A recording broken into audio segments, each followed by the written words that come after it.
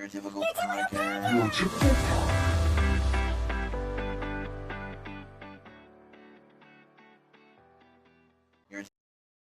Thank you for listening to Your Typical Podcast. I'm super excited to have a guest co-host here. We just worked on Hunchback of Notre Dame at, I don't even know where we were, but with the Elgin Symphony. with the Elgin Symphony. I was going to say Elgin something 2.2 Productions, and she was our music director extraordinaire. And I was really inspired by her work and everything, so I decided to invite her on the podcast. Just I want to learn more about Heidi. So welcome Heidi to the podcast. Oh, thanks so much for having me. I'm so excited to be here. Thank you. Thank you so much for coming. We were just talking before I hit record how much it's important to talk to artists about their work and their history. And honestly, that's been the biggest joy that I've gotten out of doing the podcast. In the past year, I've invited people, and also shooting in the dark sometimes.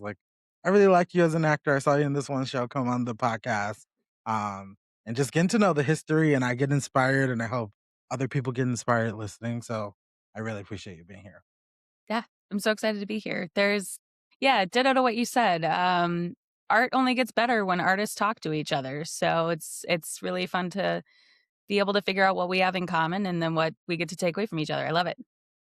So obviously you do a lot of art. I don't really know exactly your history, but I will say I was looking up researching you, and I saw Alice by Heart at Coke Candy.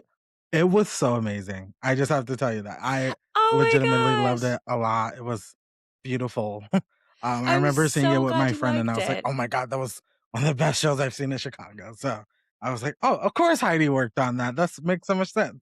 That was like my love letter to Chicago storefront theater. I've worked in storefront for a while, had a great time working on Assassins at Theo. I worked on American Psycho with Coke Candy. Duncan Sheik's music just clicks in my brain. I understand what he's going for. And Alice, I think, is just such an under celebrated show. It's so beautiful. The story is so magical and whimsical and also heartbreaking. I loved working on it. It made me so sad to not be able to close it because I was hopping on a tour at the end of it, but I loved it. I love the cast. I just love Coke Candy. What a great company, a great time to work with. I've been trying to work with them. Well, I say trying.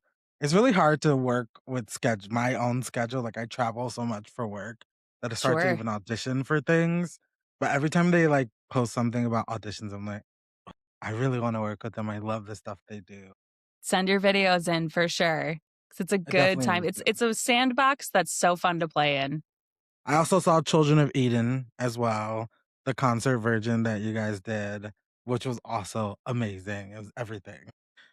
That's probably the closest thing to Hunchback that I have done, at least around this area, big ol' sound, long show, Steven Schwartz, but just so and I think I just keep coming back to the word magical. It was so fun to be a part of that. The cast was great. The orchestra was great. And also got to work with Derek Van Barum on that one, who I had done Alice by Heart with. So I'm so glad you got to see that.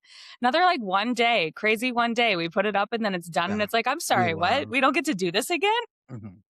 Honestly, I have become accustomed to liking the one day things just because Sure. someone who is busy and kind of does it as more of a hobby than I mean, I love it. And I'm just waiting for my big break to be like, okay, job, goodbye. Yeah. I'm going to do this thing.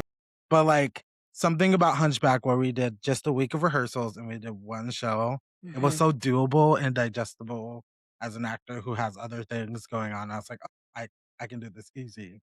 Even though it was a lot of music and everything, but I loved it. That's that kind of model of do it really quick. It's stressful while we're doing it just because we feel like we don't have enough time. But then when we put it up and we trust ourselves and it's going to happen, it's such a magical time. There's an ensemble in the city, actually, that's a wind ensemble, which is if you think of high school band, but it's one person per part. And it's very difficult and complex and beautiful, but intricate textures of music that often is only played at the collegiate level. There's an ensemble in Chicago called, I think it's the Chicago Wind Symphony. Their director, Mike, is going to kill me for not actually knowing the name of that.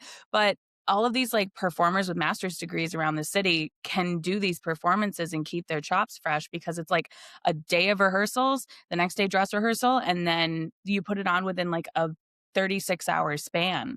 So Mhm. what you're asking people of their time is it's so efficient, it's as respected as possible to do the best work that you can, but then everybody's got to come prepared. So like you said, the week of rehearsals leading up to the one performance of Hunchback, everybody had to come prepared. Like you can't come Yeah. and sight read Hunchback. And that's Mhm. I'm a big fan of that model because as much as we all love to do this and make sure that our and would love to our rent to get paid from this, that isn't always the case. And so if you can give to people a great experience that is respectful of their time, I find that that's when a lot of the greatest art can be made. Yeah.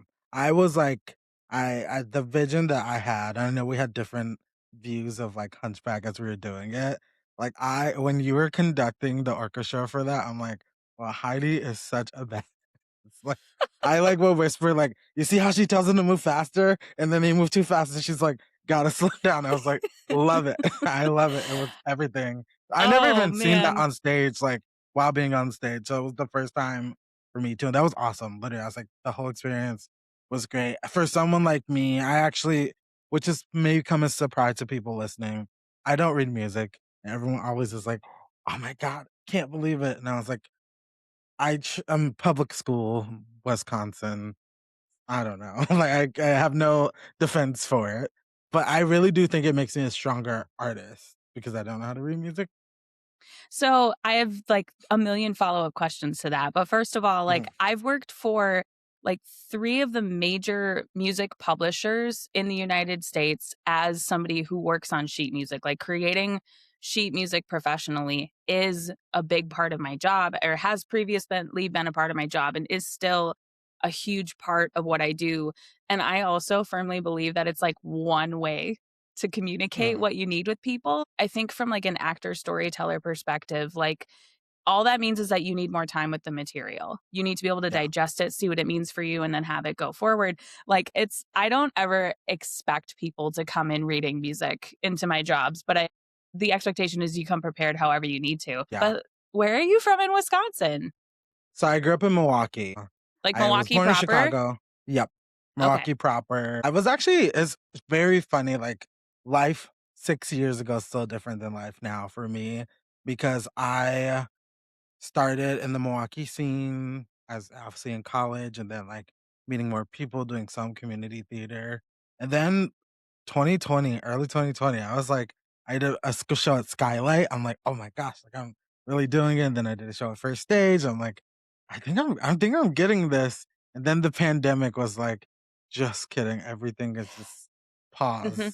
stop. And it was a good reset for me, truthfully, because I wanted to leave Milwaukee just because the scene wasn't as big as I wanted it to be. And ended up coming to Chicago and going a different direction, which kinda sucks a little bit, but also financially probably necessary at the time and now. I mean, as somebody who watched 9 months of work disappear in 36 hours when we shut the world down, like, that reset is important, but also, like, your move to Chicago is a step up, and Yeah, even though you're like, however you're paying your bills, paying to survive, paying to eat, etcetera, that does not negate you being an artist. yeah, Like, taking care of the human is taking care of the art. So, even, like I mean, even for myself, sure, like, I'm in my mid-30s now. I've been working like crazy to try to, like, put the freelance life together. I know that, like, at some point, like, a corporate job or a teaching job or some sort of another job is probably coming for me because mhm, that's how the world works, and it's not like you hit some sort of step on the ladder or rung on the ladder and it's like, "I've made it. Gold star." Like, my friends that have Grammy nominations are still hustling for their next gig. The arts the being an artist is your calling, it's what you do, and however you gotta pay rent doesn't negate that. mhm. That's something that I have to remind myself a lot because I'm sure you get the people, family, like my even my boss the other day, we're having a conversation, and, like, she's like, "But don't you really wanna just, like, go do art, some like, be an actor?" I was like, I mean, yes, like everyone. I Mhm. wish I could be like, you know what, forget this life. I'm gonna go on Broadway and live my life in New York. But I was like, in a way, it's unpractical without like it happening, if that makes sense. Whereas like Yeah, that's my dream. That's my dream. But if it's not happening, I need to be doing something now as well, which is why I'm at this company that I'm working right. at right now. That's I mean, you can still hold a dream of something happening, but, I was talking to, oh gosh, all right, we're going there. I was talking to an ex of mine who was not a musician while we were dating. So we're not together Mhm, anymore with like somebody who wasn't an artist at all because he was talking about like the idea of like theater kids having a specific reputation. Very intense, very like immediately on board, etc. Like just like very we go from like depth 0 to depth 6 on mhm, date number 2 because it's just like that's who we are as people. And I was talking to him about it and I said like that specifically comes from the idea that like you are thrown into a room with a group of people that maybe don't know each other or know each other, like, know a couple people from a different thing, but they haven't the whole of the group has never been together in that way, shape, or form. And you immediately have to trust everybody off the bat that you are in here because we want you here and you have this is your job. You have the job to do. Everybody else has their jobs. You put it together, you put it up and you tell a story in front of an audience and it has an end date.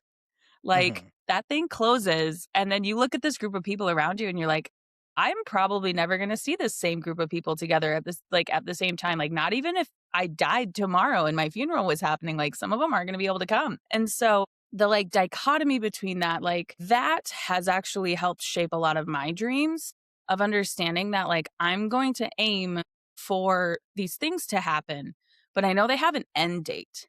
So even Yeah. if Broadway is your dream, that very well could happen that you get your Broadway contract, you decide, "Hey, I did that, great, it ends. Do I chase after another one or do I say, check mark, I did it, gold star, Mhm, I'm gonna go do something else?" Like, that doesn't take away from the artist inside of you, and, like, Broadway's model has even gotten to be so strange with how many movie adaptations there are and how everything is coming for, like, a limited run because they wanna just get it up to get the cast recording, to get the TikTok following, to put it on the road, like, mm. I've even had to, like, redefine, like, The what does LA that mean for me? Yeah, yeah, actors going to New York to do things. It keeps happening over and over and over again. yeah, It's like, crazy. that interview with Carrie Coon where she's like, "I can do Broadway now that I've done The White Lotus," after she's been, like, a very celebrated stage actor for so long, but, like, she couldn't actually get Broadway because now only TV actors do Broadway. It's all this to say, however you gotta be an artist, like, your calling is artist. How you Mhm, define that according to yourself is that belongs to you, not what your parents say, not what anybody else from family says, especially, like, I'm really lucky everybody in my family's an artist. mhm. So, like, I've never had to explain the, like, why I wanna do something. I've only been responsible for the how.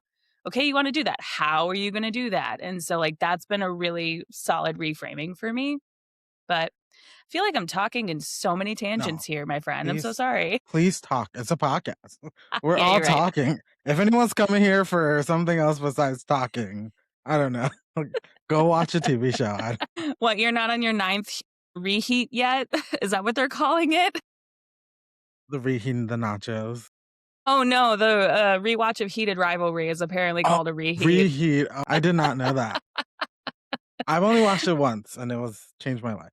I am so chronically online to be able to know that, and it's, like, embarrassing knowing my age that I know that. Honestly, though, I so this is kind of a tangent for me too. During the pandemic, I joined this like youth LGBT book club. So like Heated Rivalry was like something that we would have read in Mhm, that group. So I'm like the fact that it's like on an incline and I just keep seeing like this like recycle like of mhm. okay, they did the red, white, royal blue That's movie that was right. like a LGBT youth book, Mhm. and now he did rivalry, and I'm like, I know something. There's this book I'm actually looking at right now. It's called "Date Me, Bryson Keller." I know that's coming, everyone. You heard it here first. It's There it gonna is, we be heard it there first. yeah, it's coming because that book also changed my life, Mhm, and they're gonna try to make it into a movie or TV show or something. mhm. They're gonna try to make money off of it. because it's popular Always. right now. It's interesting, especially going into as much as I try to not get obsessed and read everything, I've been loving just about every think piece about the budget of that particular show. First of all, I'm a huge Jacob Tierney fan. Letterkenny is like I live in the woods right now, and so many like the woods of Northwest Wisconsin, and so Mhm. many people up here talk like the folks on Letterkenny. I can't get enough of it. I've seen all of Shoresy, so like I'm already a huge fan of this creator. But the way that they talk about budget, the way that they're so efficient and all of the decisions matter because they took their time to get it right before bringing everybody in on a low budget, like, that is storefront theater. It is the Yeah. how do we make the greatest art possible with limited resources? You know, none of us get the budget of Spider-Man Turn Off the Dark. I remember seeing the tour of Moulin Rouge when I was in Las Vegas, like, visiting family, and the first thing out of my mouth was, "This budget is insane." 'Cause I'm so used to being in a room where it's like, "Okay, we can't afford this, and we're not gonna see that as a detriment, and we're not gonna, complain about it," because for years, people just wanted stories told to them. The idea of, like, sitting Mhm. on your grandpa's lap and hearing a story from when he was a kid, or I mean, we read books to our kids every single night, and that's just a book. Imagination is so powerful that I can't get enough think pieces on the budget of things, and the minute something gets more budget, I'm kind of like, "Be safe with it, please protect the story." Yeah. Honestly, like personally, I think low budget theater most of the time is the better theater that Mhm, you see. You get more moved. People are just taking a little more risk because they mhm, don't have the money to be safe, if that makes sense. yes. Um, One of the best reviews that I got. So my first show when I moved to Chicago was Rent, which is great. I love Rent. Also, I got to play Mark, which I feel like is kind of a Let's little unheard of. Like, I'm go. like I was so excited. Oh, I'm like, "Ah, Black Mark, yes, we did it, guys." oh my Um, god, the money I'd pay to hear your Halloween right now, but anyways, go on. but in the shows, we got a review afterward, and when the review I actually put it in my Instagram bio, so if you go to my Instagram, it's in my bio. It says, "This production was dazzling, if low budget." Like, that's all we're striving Yeah, for, guys. that Let's dazzle the audience even though we have no money. Like, literally, mhm, probably the, like, lowest budget thing that I've ever done, just based on, like, a set, costumes, everything. But it was, like, still one of my most fulfilling artistic experiences that I've had, 'cause it's like, it doesn't get better than that. We yeah, didn't have anything, and it was great. Like, we really as a cast, we work really hard to mhm. do it. Do you find that that particular piece and the reason I ask is that's my next gig. Like, I'm in South Korea this next week with Witcher, and then I'm back for 4 days, and I go on the road with the music of Rent plus a chamber orchestra. So, Mhm. like, we've got a harp, we've got violins, we've got all of this. I feel like for Rent, if I'm seeing something with an astronomical set budget, I feel like we've lost the plot. Yeah, I Like, that's agree. a perfect show about being scrappy, about doing your best with what you've got, and trying to leave a mark on this world while flying under the radar of the man. Like, I don't I feel know. like there's so much you can do with rent. Honestly, save your money. Give Mhm. me bare bones, give me so this particular production of Rent, it was great because it was outside in the summer. Crazy Christmas show Okay. in the summer. Yep. So that's number 1. But my particular favorite performances, we had a rain space, which is a church. We were inside, and originally our director is like, "We're just gonna do the show inside." As a cast, we're like, "This doesn't work." Like, we just don't have, like it's just different. We had a Yeah. little stage, but the stage was, like, super deep. Upstage was, like, super deep, so I'm like, "We don't have, like, a raised audience where they're gonna be able to, like, really take in the performance." So, as a cast, we decided our rain space should be a concert performance, and basically similar to Hunchback, we Mhm. all sat on the stage in rows, and when it was your turn, you got up and you did the show. It was so fun. I Like, love literally that. just, like, the risks that everyone took while doing this show that was supposed to be outside and with so much space in this small space. The show's better, in my opinion, inside than it was outside. Because, Sure. like, I never forget our, Mimi decided that she was gonna climb something while she was doing Out Tonight, and I was like, as a person watching and also you don't never get to watch your shows that you're in, like, you never Mhm. get to sit and just watch. So Yeah. as a person watching, I'm like, "What are you doing?" Like, I was remember being like, "That was amazing." I loved Yeah. every single second of it, and again, we didn't have a set. We had some costume pieces, chairs, Mhm. microphones, a few lights on the floor to give us some lighting as it got darker, and that's it. Mhm. And it was one of the most fulfilling artistic experiences I had. So if you're doing Rent, don't try so hard. Just let it be bare bones and tell the story, and it can stand on its own. Right. Interesting to like, I'm so used to doing everything right now in concert version. Like, I haven't done a true, if I'm thinking correctly, like staged show since this time last year. I was doing Fun Home at Porch Light. And Mhm. so for someone like me who's worked in numerous theater productions after productions, it's interesting to now be in like a concert offering where, yes, you get to see the people performing, but we have sort of stripped away this like need for true, like big, flashy visuals, which I find really interesting because if you were like, if you came, so I'm, like I said, I'm in my mid 30s, I just turned 35. When I was in high school, I had to go to the internet. I had to go into a room, log onto a computer, and pull up the internet. Like it didn't live in a sadness box inside of my pocket. Therefore, like when I was coming to musical theater, when I was introduced to everything from a kid up through high school, it was albums. It was Yeah. CDs. It was the radio. It was like, I remember the first time I had Sirius satellite radio on a flight to New York when I was like 17 years old or something like that. And I heard the opening to Still Hurting from Last 5 Years. The very first time I'd ever heard Last 5 Years. And I like to my mom and I'm like, I think my life may have just changed forever, which like 17-year-old girl, I said that every like couple weeks or whatever. But we're going back to offering that to people now. It's the idea of presenting this story. Like people are still getting up and telling the story, but we don't need $1 million projection designs. You Yeah. let storytellers tell the story, bring the music to life again, and it's like you're hearing it for the first time again in your living room. Mm. I mean, we did that with Hunchback too. Like Mhm. one of the feedback from the audience that I got was they didn't expect a story. Like they heard concert and they wanted well, they thought they would get concert and they got so much more. Yeah. And I just think of the power that brings where the story is what's important. The music obviously is such a good vehicle for the story, but like when you like strip away everything and it's like, I want to tell this story. How do I focus on this story? I feel like you get like even what was it, 3 weeks ago? So I missed the first two rehearsals of Hunchback. Me and Camille, who was also in Hunchback, Love we her.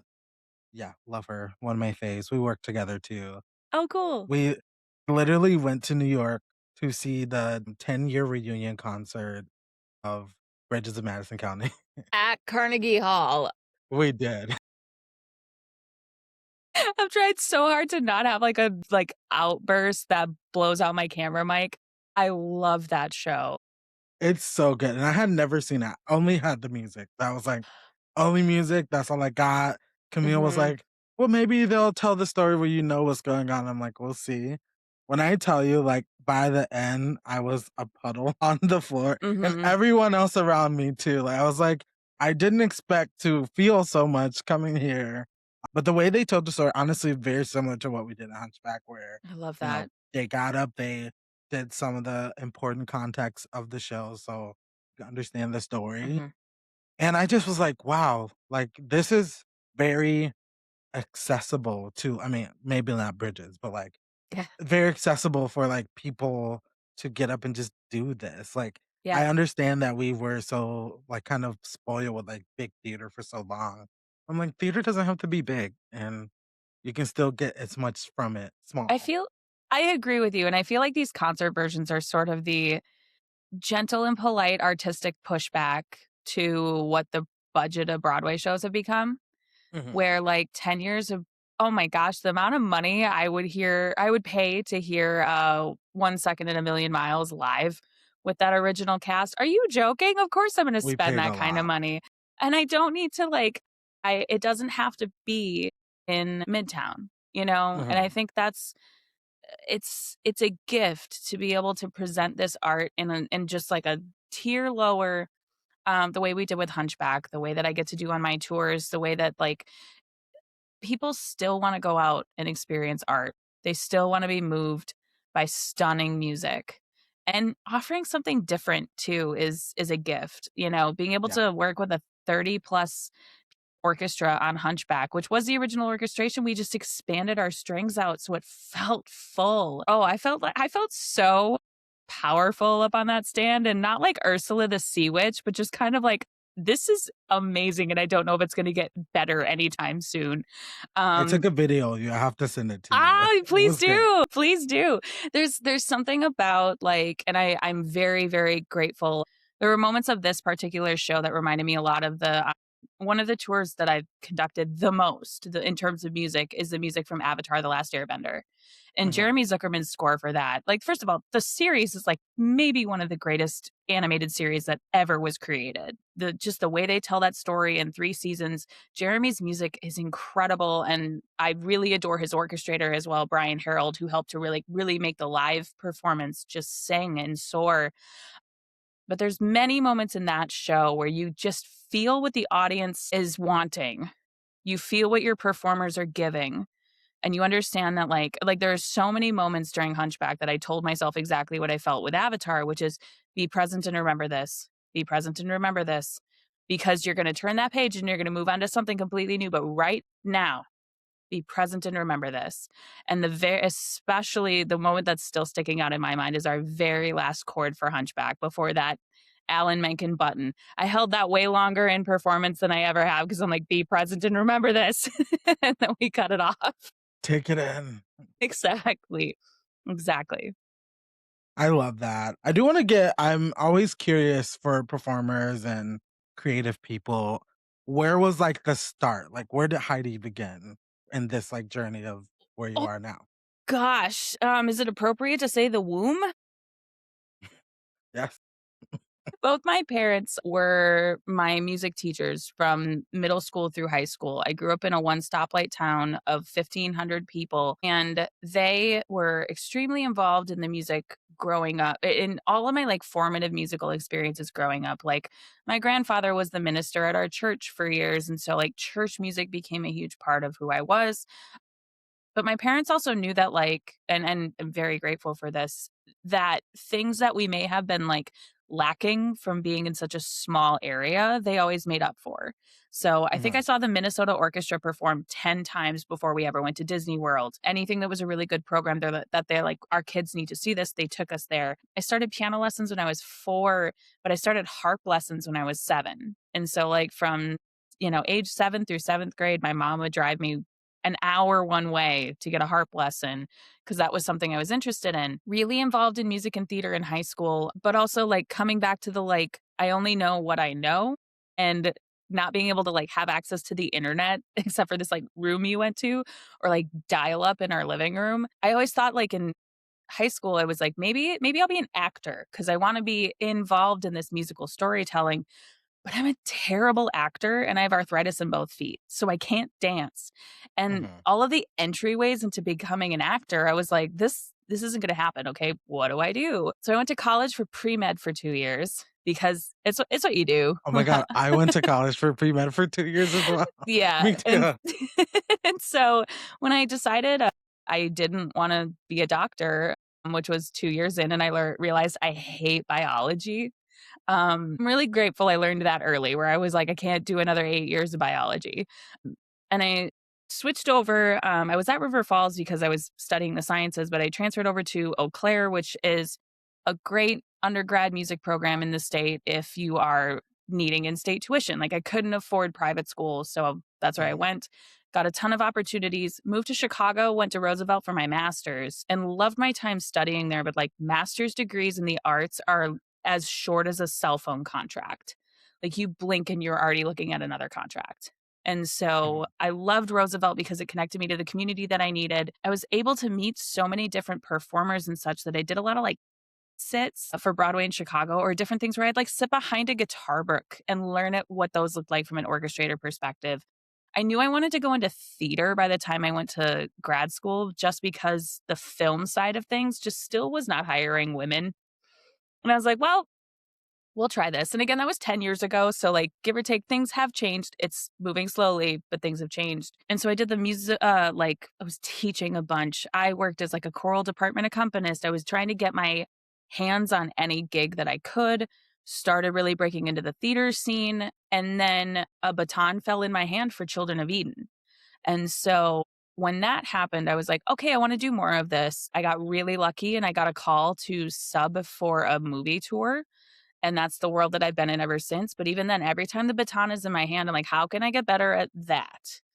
Mhm. Because I know a lot of people like they spend their whole careers devoted to getting that schooling for that, all of that sort of thing. And like, I have no desire to conduct Brahms ever.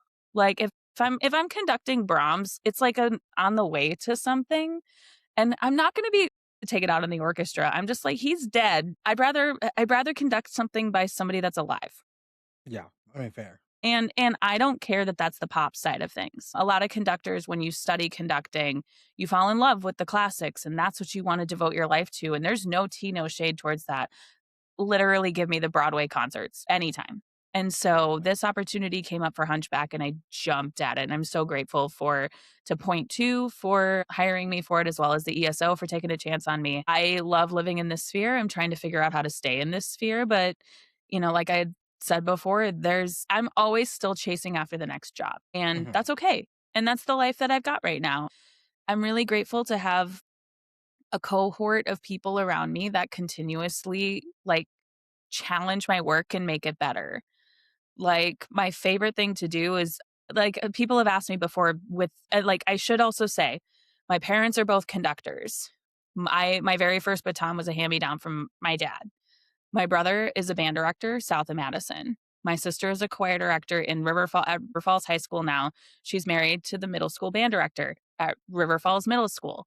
And so like everybody in my family, like my brother's fiance is a third grade teacher and there's like an administrator. So like we're all really into the education field. But when my family comes to see me conduct, I'm always asking for their feedback because how things feel in my body and how I'm communicating them are very different when you've got other people watching, and like certain things that I've had to do on tour that are like pageantry for the audience, that like the orchestra doesn't need that, but I have to do it for the audience to signal that we're done, like that type of thing. I'm like, is that reading out there? And they're like, you Yeah. look a little ridiculous, but I get it. And I'm like, okay, thank you.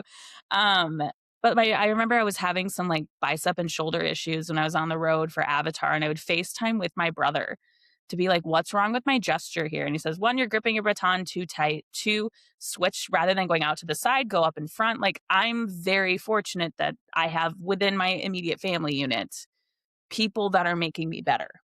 Mhm.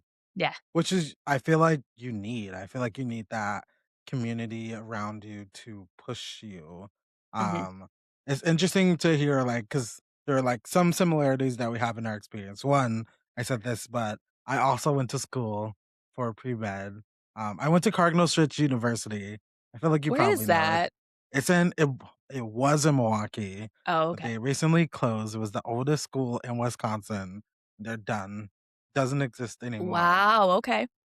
But when I first started theater, firstly, I guess conversely to you, like, I didn't have a lot of it around me, like, truthfully, like, theater wasn't really a part of my life growing up at all. I can't tell you the first show that I saw. I know my mom loved The Wiz, the movie, growing up, so I remember watching that a lot and Dreamgirls. But really, I mean, I'm sure a lot of people will say this, like, Glee was probably, like, my biggest, like, "This is theater" to Mhm. me. I never really experienced it Mhm. at all. Mhm. Um, and I remember my first audition was for The Wiz at my high school randomly, and I also went to a performing arts high school, so Sure. randomly ended up there. Someone I love singing and acting now, but I was a creative writing major at the time because I was so shy and, like, quiet, and I remember at my school, because it was a performing arts school, they really wanted to push you. So there were no private auditions. Like you audition in front of the room. The Mm-hmm. worst thing ever. It was horrible. So my very first audition I ever did was for The Wiz, and I remember like getting there and I got a number. I think it was like number 29 or something. And I was like, okay, there's gonna be 28 people before me. Whew, at least I can get warmed. And Yeah. then literally they taught us the audition song.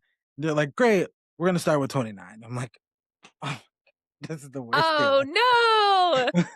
And I remember it legitimately, like, walking in the hallway, and we, like, took a little break before we started, and I, like, took my number off, I ripped it up, and I threw it in the garbage. I'm like, "I'm not doing this, like, I'm gonna have a heart attack."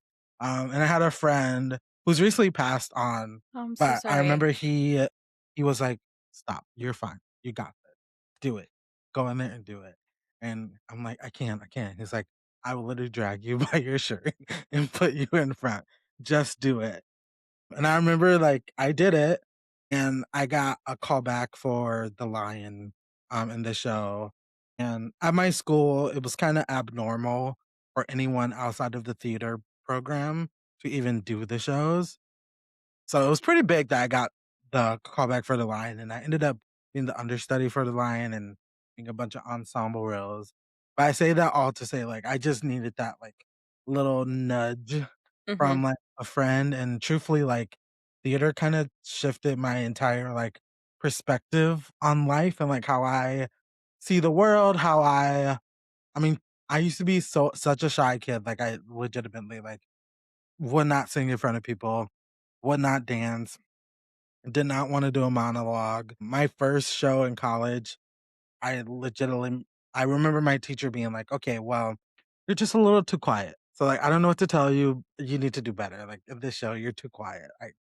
And I remember being like, "They hate me. They're gonna kick me out." Like, it's my first Oh show out of high school, no. Mhm. and by my last show in college, I will never forget he gave me the feedback like, that was great. You're a little too loud. Can you like I'm like, "I did it. I finally Yes, did you it." And, did. like, all the people around me were the people, like, pushing me into the because it takes a lot of confidence to Mhm. do this craft. Like, I know sometimes people kinda undermine that of, like, you have to be a little sense of delusional to, like, walk on a stage and, like, "I'm gonna sing Out There from Hunchback and belt my face off, and I want everyone to believe where I think I am." Like, it's a Yeah. sense of, like, you have to, like, escape reality a little bit. Yeah. That's the best escape for me, and it's great to hear that other people kinda found that in other pockets of their life too. Different, but, like, always, like, the roads kinda intersect at some points, which I love. Yeah, for sure. And I think there's like, you bring up the confidence of this. Like, there's both a sense of like, of knowing you can do it and being open for how someone needs you to change it. Mhm, Um, because that's been a thing that I've been talking about with many of my colleagues, in the music director scene is like, because we have to talk about how we approach giving feedback. And I have always been really lucky that I've been a singer since I was a little girl. And like my mom is a voice teacher. My mom was my model for all of these things, being a choir director.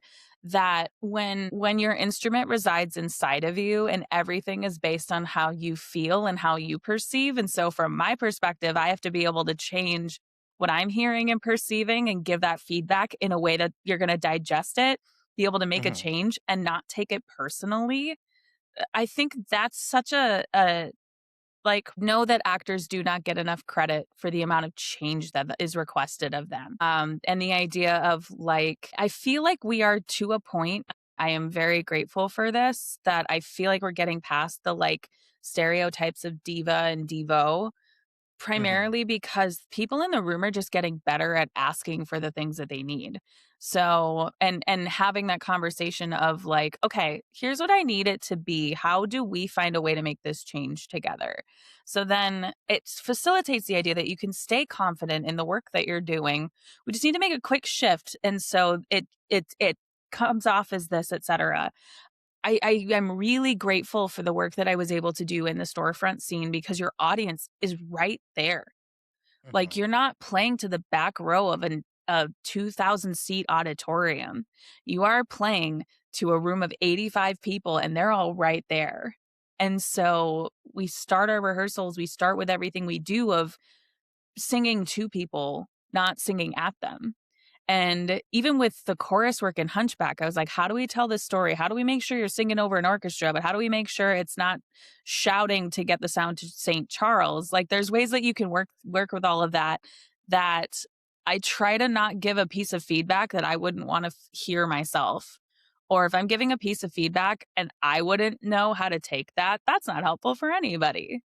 Because like you said, there's like I would go so far as to like challenge the idea of delusion and like, you have to create a story inside somebody's audiences. It's play Mhm. pretend that you have to be so committed to that that takes a real backbone to be Yeah. able to like commit to that and still be open to change everything that you may have just practiced to get into that It may go space. differently, yeah. That's I actually kinda love that, like, it's not delusion, it's the art of playing pretend with Mhm. other people. Yeah. Like, we're all playing pretend here. And I agree, like, it's like, for an actor, there's a switch that you kinda have to switch, but like you said, everything could go wrong, and you like, one of I did a show, Spring Awakening, and, on stage, I've never done this before, but for some reason that day, I'm like, "What are the lyrics?" And then as I was thinking, I'm like, I don't know. I don't know them.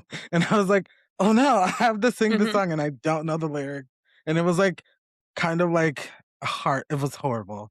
And I just started singing, and I just started making them up. I'm like, "I'm just gonna sing something," and then I kinda got back on Mhm. track, and it was fine. But the idea that, like, I would walk on stage and I don't know why I would think I didn't know the song. I had been rehearsing for forever, and I Mhm. just like, "I know the song. Why would I try to think that I didn't know it?" And then secondly, it's like, "Okay, how do I still give the performance that I want to, even though something has gone awry in my own head?" And then I remember after being like, "Did you guys hear me forget, like, the song?" And they're like, "No." I was like, "Oh, Yeah. interesting." Like, you guys have all been here as well, and I'm surprised that you didn't hear me literally, but I was like, "Okay, I didn't drop character. I didn't drop No. out of it. I tried to become human for 1 second, and I realized this is a bad idea. Let me go back. I'm an actor right Mhm. now, and that's it." And that really helped. It happens. I mean, when we were in the middle of Hunchback, we realized that my little speaker, my squawk box next to the like so I could hear all of you in the chorus, where then we had the orchestra and then we had behind me all of our principals. The box was not working or it wasn't turned up enough or anything like that. So all of my principles for timing I was hearing off of the back wall. Mhm. And I signaled right at the end of our opener that the box wasn't working. I promise I have a point to this story. I signaled to those backstage that it wasn't working. And then the rest of the act, I did not check in at all cuz I was so locked in that I wouldn't talk to them afterwards. They're like, "Oh, we think we fixed it." And I was like, "That still was not on by the end of act 1." And it's fine. Things happen, live theater. And it wasn't a big deal to me. They're like, "Oh, but you didn't say anything. You didn't make anything." And I said, by the time we got done with the opener and I signaled that that was done, like gun to my head, I could not spell my middle name. Like until the whole show is over, like this is the task at hand. The next page waits for nobody. We do not hold unless we absolutely have to. We keep going. And what we do and what we commit to is like the nightmare fuel of normal people. Like, they couldn't imagine getting there or, like, people forgetting their lines is, like, an actual, like, sweaty nightmare for some people, where we just get used to the idea that, like, "Okay, we're not gonna do that next time." Or, and we're trained, and I don't love this training. I don't know how to fix it, but I don't love this training of how hypercritical we all are of, like, we could do something that's 97% correct, and it's in our training to focus on the 3% we didn't get right. It's Mhm. like, striving for, trying to achieve 100%, achieve a perfect show that we're never gonna achieve, because perfection's not real. That I think that's where we are able to lock in a little bit more of, like, I'm not gonna let this one phrase of not feeling confident on my lyrics take away from aiming for 100%. Mhm. And so I give you a lot of credit for that. Had a teacher in college, a voice teacher who actually you reminded me when you said that. I was like, okay. I did the singing competition, and again, I know for myself, my technical training is not as strong as like some people who have been training for forever. But I will say, like, from the competition, I think she wanted me to learn this too, which I'm like, good job, Gwendolyn, you did it. Basically was like, I want you to see how you stack up to other singers. And first I was like, why would you want me to do that? Like, and I Hmm. like walk in the room and I see them all singing. I'm like, they're really good. Like, how am I gonna stack up to that? And once I did it, they score you, so they literally break down your voice, everything. Hmm. And I got my scorecard back, and my score is 99 out of 100. And I remember being like, I'm shocked, gagged, cannot believe this. And Congratulations. thank you. And I got 3rd place overall. Um, and basically she's like, "See, and this is what I wanted you to get from this." She's like, "I'm not trying I didn't want to break you down or like even if this was lower, that's not really important. It Hmm. just goes to show that like this piece of paper, this is how people look at you. And not you can take it, burn it, do whatever you want Hmm. to it, but now you know that you have it. It's something in you, whether it was 87, 99, 60. There's something in you where you're like, you would not be here in this room of people who you feel like have better training than you, or maybe a little better than you, or whatever the case is, if you did not have it. So you Hmm. take this experience and like apply it to everything. Like, sure, there's going to be a lot of people who you may feel like you do this better than me or blah, blah, blah. But it's like, no one can do you. Like, and that's your Hmm. superpower. And that's like super propelled me in like whatever situation even in that competition, I I did lose technically, quote unquote. But I You got so much placed. like I won. Yeah. Like and also for the finals, I lost my voice. So I was like, Oh, I will do my best. And I did my right. best and I still got 3rd place, which that was like, okay, that was my best. I still did it. But just like kind of trying to find, like you said, that people can be so hypercritical of ourselves, of others, but trying to find like you just did your best. Like that was the best you had. Hmm. I feel like just goes so far as an ensemble as and honestly, any show that you do, if you walk away like you forgot your lines in the 2nd act, but like who cares? Like we Yeah. know the show, the audience doesn't know the show, and just Right. walk away with like we did our best job tonight. I feel like that's all the difference. Yeah. You're exactly correct. And I think like from somebody like, you're an actor, you're submitting, you're auditioning, you're putting yourself out there in so many ways that scare the crap out of me. I don't self tape. I don't like that's such a different foreign thing in my world that the second a camera has to be in front of my face, I'm terrified.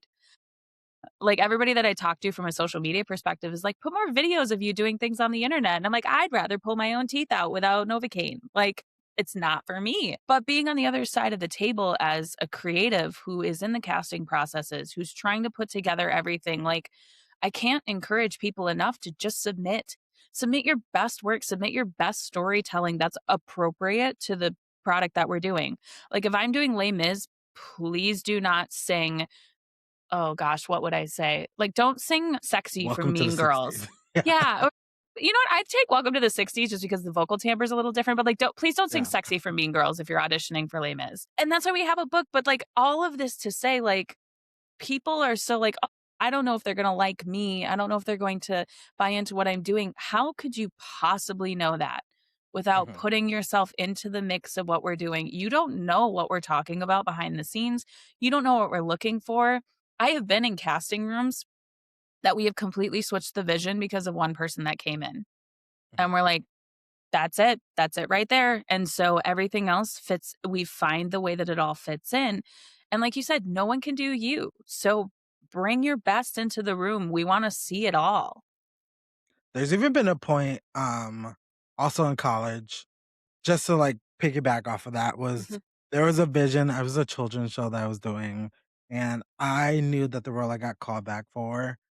I was like, I can't do like what they're asking for. It's just not like it was like it's funny to say out loud, but like it's for Jack and the Beanstalk, and I was called back for the golden hen, the chicken, and the chicken in this version of the show was like a vaudevillian, like black and white star. And I remember being Okay. like, I don't love that.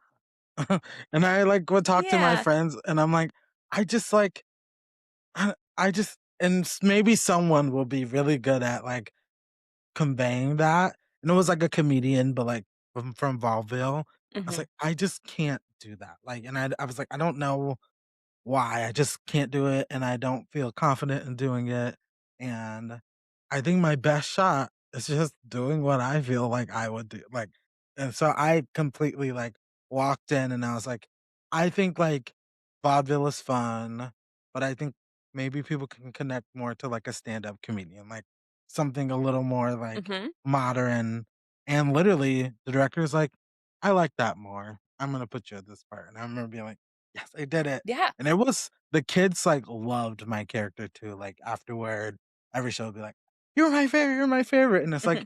if I try to do and sometimes what's on paper, again, like, may not fit with you, but if you just kinda try to I mean, it's kind of a slippery slope too of, like, you wanna read what's on the paper, take what you feel like you can or you can do well and do it, but sometimes you just, like you don't know what they want. Maybe Yeah. they will change their mind. Maybe they'll come in and be like, you know, the girl who sang Welcome to the '60s, like, I know it's not really great for Epiphany, but Yeah. I loved her voice. I Yes. it's just something she really connected with me, and let's give her a call back or let's make her this part. Who knows? You never Mhm. know.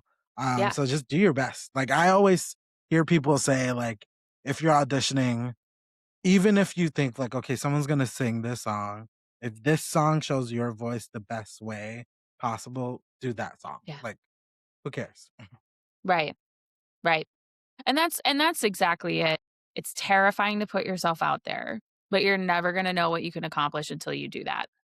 So I know we're almost out of time, but I wanted to ask you kind of gave us a little tidbit of advice, but maybe you had any different advice or something you learned that you want to share with like maybe people who either want to do theater Mhm. or performing full time, maybe people who like want to find their way back to it, maybe something people should like unlearn like as they're doing like what would your advice be to an up and coming artist wanting to pursue this line of Sure. work? My gosh, I have several different tidbits. The first one is any art that you're making is momentum forward. If you're singing in a church choir and you are learning how to be a stronger, more like stamina filled singer by being in a church choir, that is art, that's movement forward. If you are a songwriter and you get up and perform at an open mic, that is movement forward. You do not have to be booked in a theater show to be making yourself better. And you should always consistently just be a lifelong learner. There are things for me, I try to learn a new software and a new musical skill every single year because it makes all of the art that I do better. So finding those spots of things that just enrich your human and enrich your artist. Like I had said it before, I got really great advice in grad school from somebody that said, sure, meet your heroes. They're not taking you with. Meet your heroes, work for them. To have the thing, have the memories, have the photos. They have their team. They're not taking you with them. The idea of like old school mentorship working into like apprenticeships is not a thing. You should always be like surrounding yourself right now with people that you talk to on a daily or weekly basis that support so much of what you're doing, but challenge it to make you better.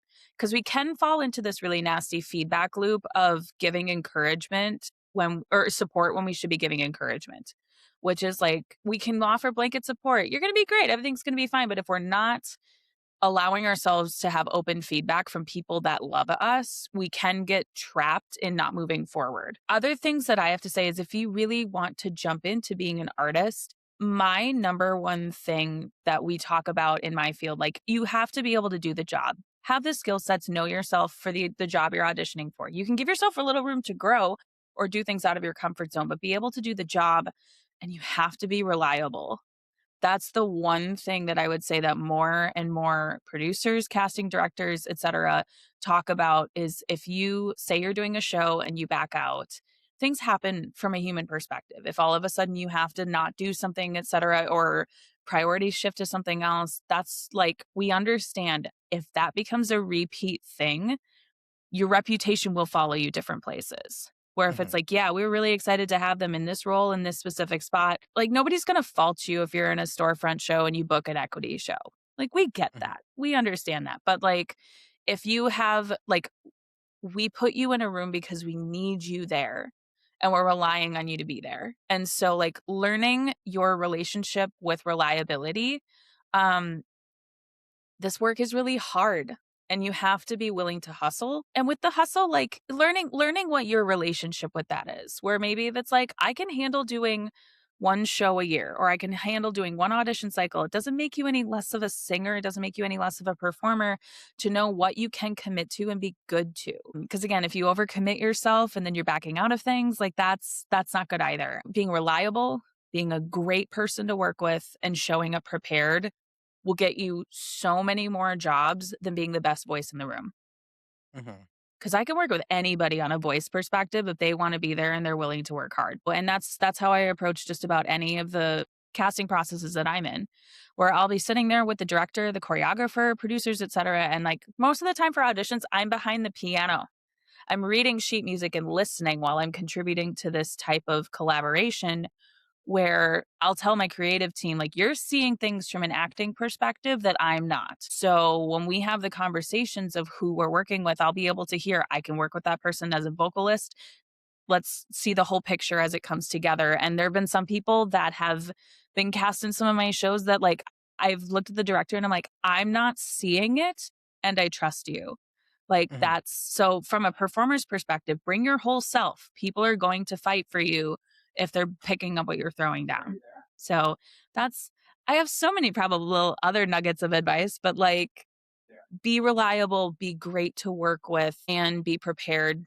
And that's how we make art that matters. And the audience can feel it if you want to be there. They Yeah. can feel it if it's a job for you, and they can feel it if they, you know what I mean? They can feel it if you don't want to be there. But if you want to be there, that energy feeds the whole room. Mhm. Yeah. So, this or that, we're gonna play this or that. Oh We'll give boy. you 2 things, and gotta pick one. Alright. As a music person, I'm curious to know this or that. Incredible plot, but songs that you would not listen to again, or messy plot, but songs that you can't stop singing after you see it. Oh my God, songs. Always songs. Like one of my favorite memes or whatever. No, I'm not going to say it because it's not appropriate. I'm a huge Sondheim girly, and the second act of the books of his shows are always a mess, and I'm okay with that because the music's great. Mhm. I also picked that one because I've seen shows that I'm like, that was I mean, I like the show. I like the music, Mhm. therefore I'm probably never gonna think about it again. I So think music there's is more memorable to me. yes, but the music has to serve the plot. Like, I think the music Mhm. for Jekyll and Hyde is way more complicated than it needs to be for what the plot is. Same thing with If Then. Like, the music has to, like, fit the energy of the show, but then if the plot still sucks, I'm here for the music. That was me for Devil Wears Prada, the musical. Um, Interesting. the music just really didn't do anything Yeah. for me. But maybe it's better. Maybe it's better. Someone's Could listening. Maybe be. it's better. They just reopened it in London, so maybe it's In better. London, yep. I have a friend that was the sole copyist for that show. Shout out to Annabelle. Shout out to Annabelle. We love Annabelle. We do. All right. So next, this or that. Do you want flawless vocals, but boring staging, or stunning visuals and singers who are just okay? I'm gonna say 1. But I wanna make sure that, like, we know where we're placing the blame of Yeah. those. Like, because I think I feel like I wanna make sure that it's not put on the performers of, Mhm. like, there's something about even the original cast album for Rent is so raw and visceral and you feel everything, and this is before Autotune came out. So, like, the things that we're asking of people, like, I want vocals to feel real. And so if the Mhm. vocals are real and the cutoffs are a little bit messy, but it's real, that's a different story than Spider-Man Turn Off the Dark. I actually agree with that one too. There's something about like a authentic like I don't want to hear like a perfect voice. I actually Yeah. sometimes think that's a little boring, like to hear like someone sing exactly from the page. Like, I can even read music, but I can see the notes in their head like going up and down. I'm like, give me a little something. Give me a little like I would appreciate it. Well, thank you so much for coming on. I can't wait to see the work you do in Korea. That's so exciting. And I will get my Strange Loop tape ready. I promise. Well, thank you so much. Bye. Your typical podcast. Your typical podcast.